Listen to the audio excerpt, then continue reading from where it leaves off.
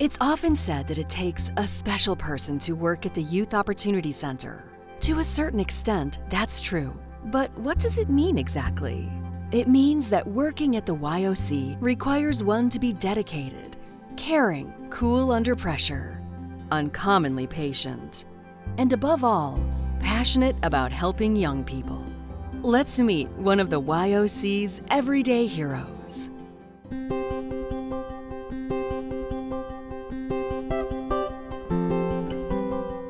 I came from a single-parent household. I had rules, but I had a mother who had to work a lot, so I didn't have somebody that could always be at home to enforce rules. I was a habitual truant. I missed an excessive amount of school my freshman year, my sophomore year, and was eventually expelled as a junior.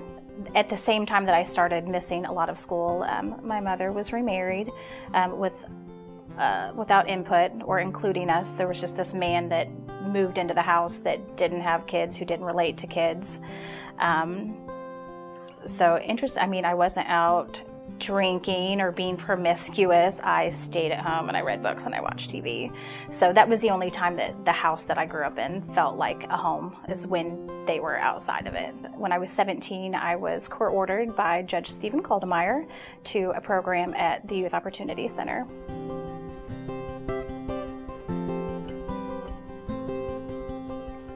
And it was a really great opportunity. And I actually remember feeling relieved. Or we're taught and trained that our kids rely on structure and schedules.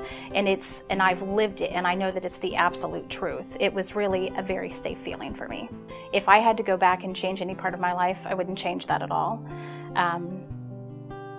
I liked the safe feeling and the structure and the schedule, knowing that the staff that worked with me in my program would be there every single day.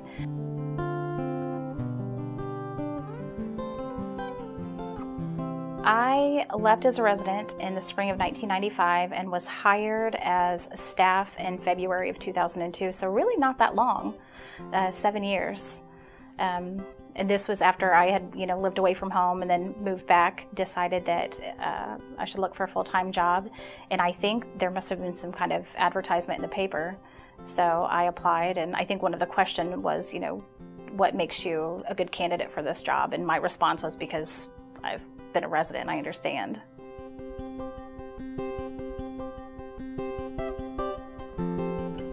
I was promoted to lead staff in the secure detention unit. I moved from lead to a position in quality assurance, which was great experience, understanding policies and procedures. Then was able to go back to the secure detention unit as a team leader on second shift. And recently accepted a position in the new program called True Harbor. It will be a secure residential setting for young female victims of human trafficking.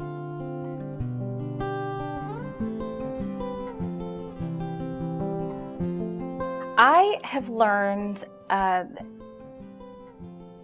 don't work with bad kids. None of these kids are bad kids. These are kids that have had maybe some disadvantages and have made poor decisions.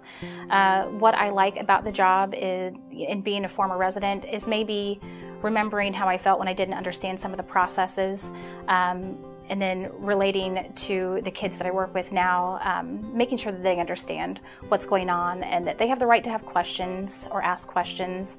They have the right, to feel the way they do and maybe advocate on their behalf. The YOC is a great place. I admire the fact that I still see the same faces of people who worked on campus when I was a resident. The way that we work hard to build staff in hopes that we can reach kids and build kids is amazing. It's not a job that you can work and hope to be rich monetarily, but you are, given so many other opportunities to grow as a person and reach people, and you can't put a price on something like that. The YOC, our staff, and the children we serve appreciate your support. Your generous contributions are transforming the lives of children, their families, and our communities.